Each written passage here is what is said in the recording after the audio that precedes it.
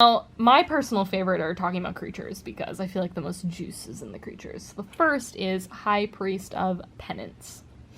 This is a great card. Keeps people kind of off your back a little bit. They don't want you blowing up their non-land permanents.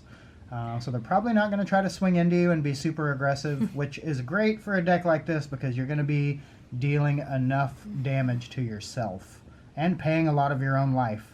So you don't want to encourage maybe the more aggro decks to help you with that job. So this is a card that kind of says, hey, get off my back, let me do my own thing, and I won't blow your stuff up.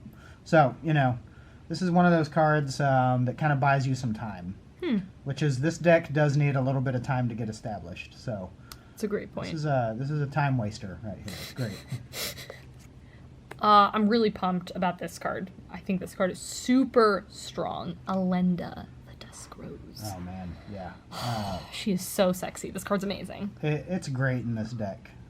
So whenever another creature dies, token or not, that's an important part of this. I agree. Put a 1/1 counter. If your commander's out, you get 2 1/1 counters. When Olinda dies, you get X 1/1 white vampires with lifelink. If your commander's out, you get X times 2 1/1 white vampires with lifelink. So you have just got the synergy is undeniable, and she has lifelink. So another little life gain engine here to help stave off maybe some of the life you've lost. Great card, absolute utility, wonderful choice for Teysa. I think if you're running Teysa, like, you could do a lot with Teysa, and I've seen various versions of her, but I think you just need to run this card. It does everything you need it to. This card is super strong. The next is Tide Taker. I love Tide Taker, man. People oftentimes don't notice, or just this is a newer card, so a lot of times with newer cards you can kind of do the gotcha thing. So Afterlife gets a lot better with Teysa. You know, they're printed in the same set. They obviously were meant to synergize. When this creature dies, you get a 1/1. Afterlife will trigger twice, so you'll get 2 1/1s. Yep. And it kind of helps with, you know, people kind of staying out of your turn a little bit, because their spells and activated abilities will cost 1 more if they're not mana abilities. And so, yeah, great card. Kind of protects you a little bit, so I'm a big fan. I really love this card. I actually just made this card my background on my phone because I think the art is stunning. Seraph of the Scales. This card is very similar to, reminds me of Olinda a little bit. Just such a good value card, pretty much. And it's got the Afterlife, so if it dies, you get 4 tokens. It's so dumb. I love it. Yeah, I love that. I'm a big fan of Afterlife. You know, when I play other formats, sometimes I like to mess around with Afterlife. Yeah, huge fan. And this card does have the potential to, let's see here, it can become a Death Toucher at instant speed. So, again, maybe another way to keep people off your back a little bit. And you can give it Vigilance. So, you know, lots of options here. Definitely a big fan of Seraph of the Scales. I love this card. I think it's very good. Then we have Krav the Unredeemed. Oh, do you have the other one in here? Cool. Let me get his girlfriend real quick. Let's talk about there we go. his girlfriend. Okay. And we also have Regina? Regna. There we go. Yeah. Okay, I'm bad at pronouncing things. So you guys are probably familiar with these 2 cards. So these are partners, and it's actually interesting because these came out of a set called Battle Bond. So good. The synergy between these 2 cards is amazing. You can make tokens, sack tokens, draw cards, gain life. These 2 are just a pain train in this deck. They are an absolute pain train. If I've got both of these guys out, my engine is running. I've got synergy going. I'm making dudes, sacking dudes, drawing cards, gaining life, making Krav bigger. It's nuts. And the good thing about these is if one of them comes in, you can automatically tutor for the other one and put it in your hand. So, yeah, great pair. I actually, when these first came out, built a deck around these 2. And when Teysa came out, decided to make it a Teysa deck. So I just making it a Teysa deck, I feel like worked out better. Definitely. So, definitely a fun pair to have in this deck. I think Battle Bond is a seemingly overlooked set. I don't think a lot of people know what a lot of the cards do, and I think, I don't know, at least the people I play with, I feel like they don't use Battle Bond. I think it's a very strong set. for Commander. Cool. Now we have old school Doomed Traveler. Yeah. This card's fun. Yeah, Doom Traveler, it's just a kind of a little fun choice. It's you get to, basically, if you have your commander out, you get 3 creatures for 1 mana. So that's kind of where my mind was when I chose this card. Pay 1 white, you get a 1/1. If it dies, you get 2 1/1 white flyers, which in turn can possibly trigger off of other permanents you have if your commander's out. So what's also strong is that when you have Teysa, they have Vigilance and Lifelink too. So that's they're 1/1s with Lifelink and Vigilance and flying. That's pretty silly. Cool. We talked about Dark Confidant earlier, but yeah. This is kind of what we were mentioning earlier. This is Bob. People call him Bob. That's his nickname. So if you hear me say Bob, this is the card I'm talking about, for those of you that don't really play Modern. This is great. You get an extra card. Extra cards are okay with me, and there is a little bit of a downside. Most of this deck, as you have been able to see so far, is pretty low CMC. So you're not going to be paying a whole lot of your life, chances are.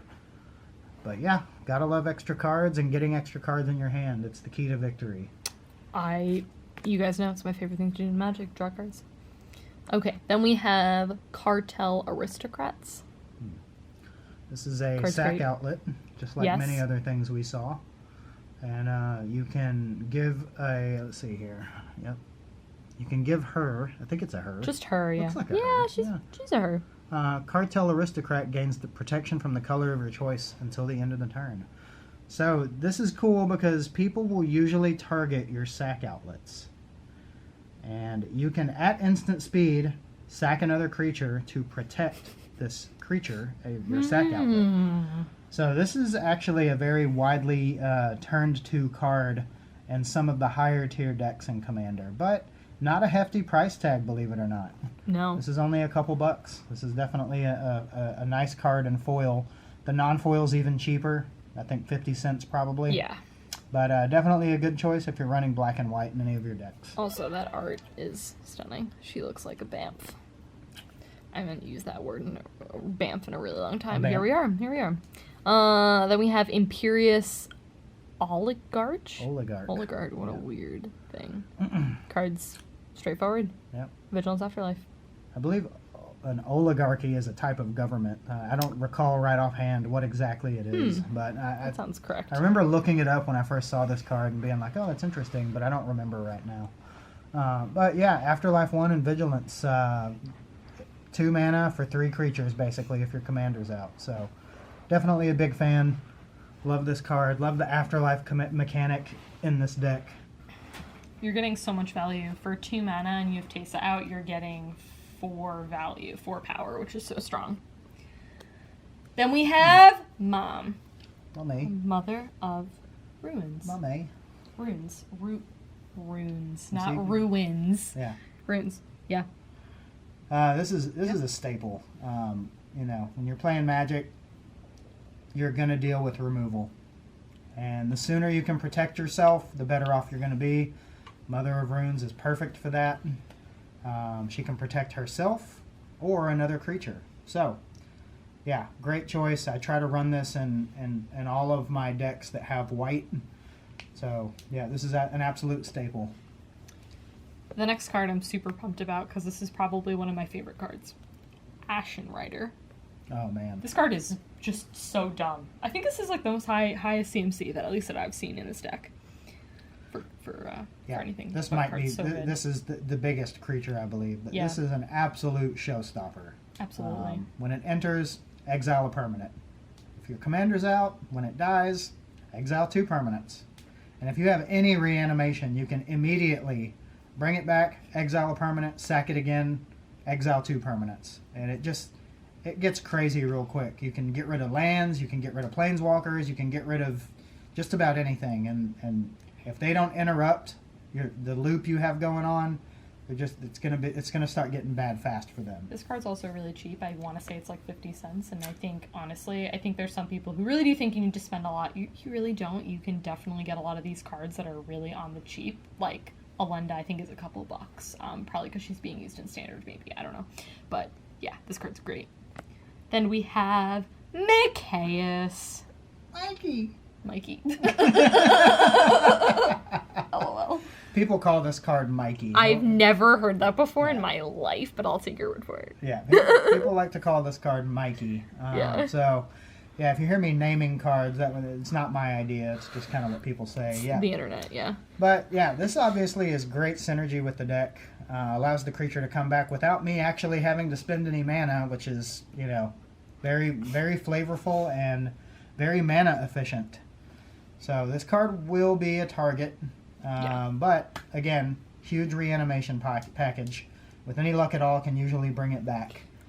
And if I have a sack outlet, you see where this is going, we're talking about a lot of death triggers here. Also, in terms of trying to kill your opponent with this deck, this is one way to do it because it's got Intimidate, and also it does say whenever a human deals damage, you destroy it. I don't know how you, in your experience, you found this to be relevant, but there are a lot of humans in Magic, like a lot. It's like the number one, I think, what is it, archetype? Or Tribe, thank you. And you're gonna probably hit some things with this card, like guaranteed. And even if you don't, it's just such good value for 6 mana. Love McKay's. Mikey. Okay. This card is amazing. Ogre Slumlord. Feel like I haven't really seen a lot of people run this card, but it is very strong. Yeah, this is probably a card I wouldn't normally run in a normal deck. This actually has gone up quite a bit. It used to be a 10-cent rare for a long time, and then when people started playing with it in Teysa, it is now a little bit more pricey at a couple bucks. Obviously not like a really expensive card, but it has proven its worth in a deck like this. So this is another one of those cards that is unique because it says whenever another creature dies. And a lot of cards will only trigger if it's a non-token creature that dies. So that means This is non-token. that if one of your tokens even dies, you get a 1/1 black rat. So you can see kind of the loop here. Oh, never mind. No, it says non-token, yeah. Okay, I'm losing my mind. No apparently. worries. That would be an infinite loop, I So think. there are plenty of non-token creatures still. So, yeah. And plenty rats, of rats. And rats get Death Touch. And then if Yeah. you have Teysa, they have Lifelink and Vigilance. This card is just cute. Pilgrim Familiar. When I was building this deck, I probably did what a lot of people did. I was looking up cards that have death triggers, so I can pick out the ones I like best, know. And I actually did not find this one on the list. I was looking through my bulk and spotted this guy. And I was like, oh, this is great. Draw 2 cards when it dies, And, that's, I love drawing cards. I've mentioned it before already, And this is a great way to do it. It's very cute. It's a fox. Okay. Then we have Priest of Forgotten Gods, another sack outlet that does a lot of cool stuff. Yeah, this is a great card. It's a new card, not expensive yet, but people are looking at this card a lot lately. You get so much when you activate the ability of this creature. I mean, so much. Not even including the double death trigger if your commander's out. So on its own, you already get so much. And so, obviously, the death triggers in this deck stack up really fast. So you're looking at possibly doing 5 or 6 things off of just tapping this creature, as long as it doesn't have summoning sickness. So this is huge value piece. I love it. Love getting mana from it. I just think this card does so many things. Like, 1, it's a sack outlet. 2, your opponents each lose 2 life. And sack a creature. So that's 3 things. Then you get 2 mana to your pool, and then another thing, you draw a card. That's 5 things that this card does for you. That's dumb. For 2 mana. Yeah. This card's got a lot going on. I like it. It's like Christmas. You tap this creature, and you just have Christmas, Yeah. You just get to have that. That sounds like that should be in, the next unset. Yeah. Tap, you had Christmas. We got a little bit more life gain with Death Greeter. Flavor of this card is great. Yeah, this card was printed in, let's see, I think that's Alara, and also, again, in Rise of the Eldrazi, if I'm not mistaken. But, yeah, this is a card I was playing around with when back in the day. Whenever another creature you control, any creature is put into a graveyard from play, including tokens, it's another big deal to make a note of that, you gain 1 life. So that will actually trigger twice if your commander's out, even if it's not one of your creatures that dies, I believe. Yeah. So that's kind of an interesting little spot there. I've never seen this card before. Pleasantly surprised.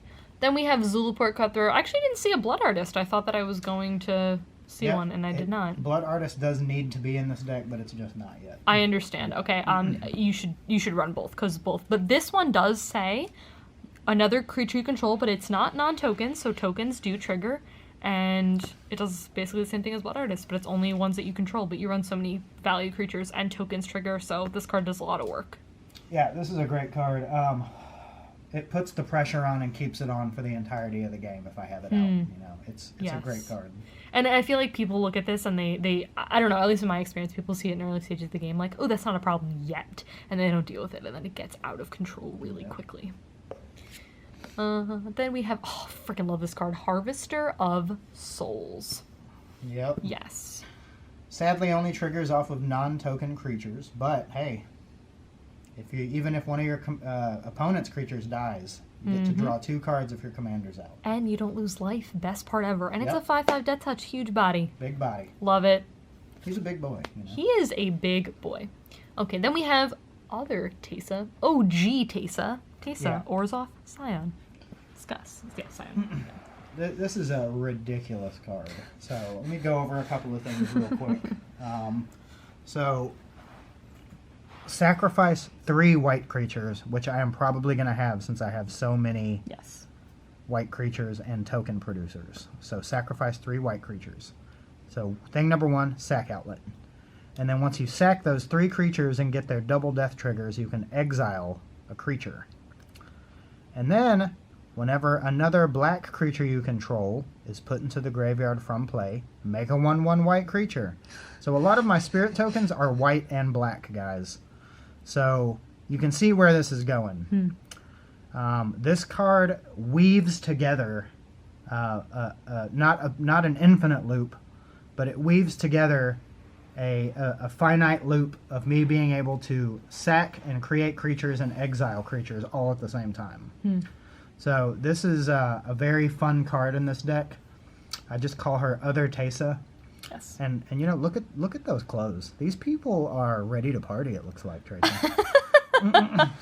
Look at her like cleavage too. That's such an interesting they wear some interesting things in the Orzhov Guild, you know. You know? Yeah. This card is so awesome. Midnight Reaper. Yep. Yeah.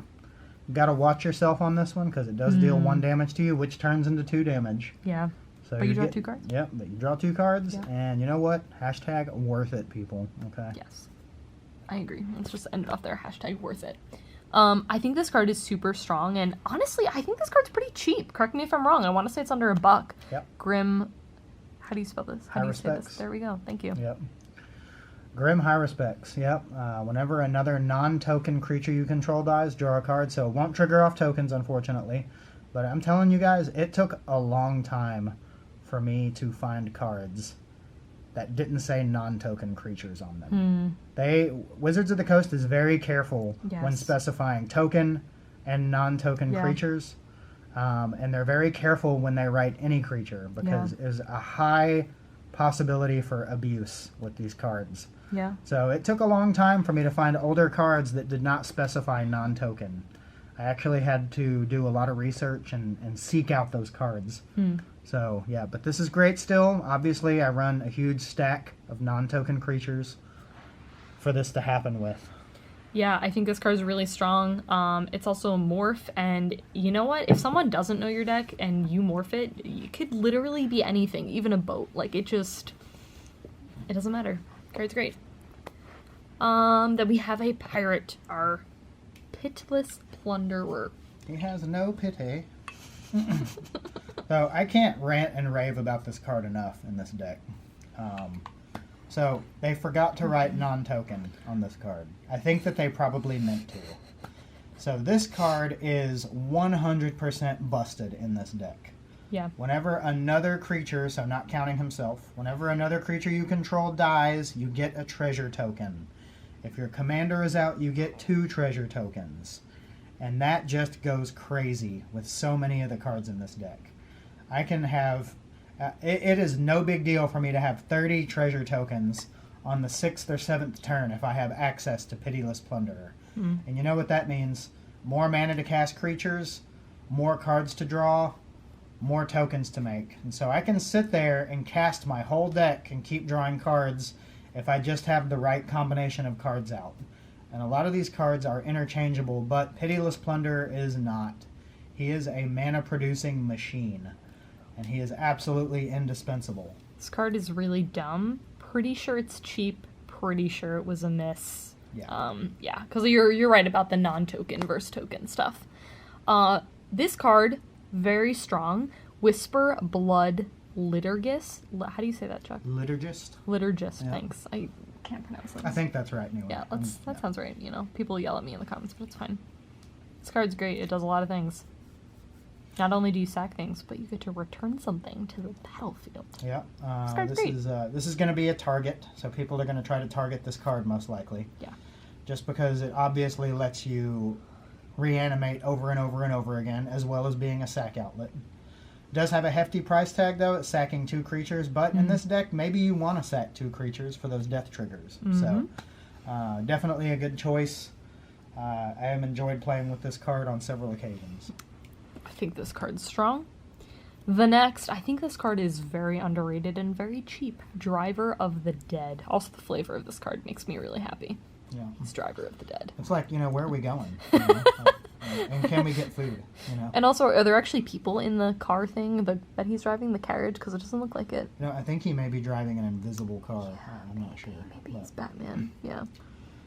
But here we go. When he dies, what does that say, Tracy? You return target creature, convert amount of cost CMC 2 or less from your graveyard to the battlefield. It's so strong. Huh? Yeah, and this is a common, people. This is a very affordable card and very accessible. So you're only going to spend a few cents on a card like this. I think the foil cost me $0.25. So, definitely an interesting card. Got lots of spicy choices in the graveyard to bring back. Absolutely. And if you got Teysa, you get 2 things back. Yeah. Come on. Hashtag value. Okay. There. I love saying the name Kukusho. I could say that all day, every day. This card's great. Also, the art just really irritates me, though. This looks like it belongs in the Saw movie, doesn't it? Yeah, he's a big tapeworm, Yeah. He just wants to eat your food after you've eaten it, and it's not unlike what he does in the game, When he comes out, he's going to take your life. And so... this card with Teysa is the most disgusting thing ever. Just saying. Yeah, once I have access to this card, the beginning of the end has begun. I'm gaining a lot of life, and you are losing a lot of life. Yeah. And with any reanimation at all, it just gets worse. So. Absolutely, and this to put in your graveyard. We didn't really talk about the things with Buried Alive, but I'm assuming this is one of the ones that you buried alive because, Lord, is this card busted. It is busted. This is another cute card. Black Cat. It's a zombie cat. This is a card I went back and forth on adding. I actually had this card in my trade binder for a long time just because it was foil and it had a cat on it. Love it. I've always thought about maybe one day I'll be able to play with this, and then Teysa got spoiled, and I was like, "Yep, Black Cat, yep, we're doing it." So when it dies, target 2 cards at random. So it's annoying for them, good for me. It's great. So it's definitely a really good one to sack. And it's cute. Treasure Keeper. I actually don't know what this card does. When it dies, reveals cards in the library to your building. Oh! Cool. This is kind of a little bit like, oh god, what's the 3-mana Eldrazi? Literally picturing the art. It's got red on the art. Do you know what card I'm talking about? I'm not familiar with that one. Okay. This reminds me of the Eldrazi. That's irritating me that I can't think about it. But when it dies, it's the top card, and if it's 3 or less, you put it on the battlefield. But if it's not, you put it into your hand. This card's really good, though. Yeah, this is great. So many good targets between 1 and 3 CMC. Oh, yeah. The cards. Put my glasses on. There we go. Yeah, lots of tutors, lots of removal. This is going to hit you something you want. Absolutely. And when it does Teysa, you get 2 things, which is so strong. This card just seems really strong. It's also colorless, so you could run this in theoretically another deck. Similar to Teysa. We're ending on a really good note here because I love this card and I don't think a lot of people know about this card, Thought Picker Witch. Do you remember when I first saw this deck and I was like, I really appreciate how you run this card because no one knows about this card. Yeah. So good. This is from OG Ravnica. Yeah. So, and I don't believe this has ever been reprinted. So this is the lone print of this card. 1 mana, sack a creature, which is definitely something we want. Look at the top 2 cards of target opponent's library and remove one of them from the game. So this is a unique ability. I don't feel like a lot of things do this in Magic.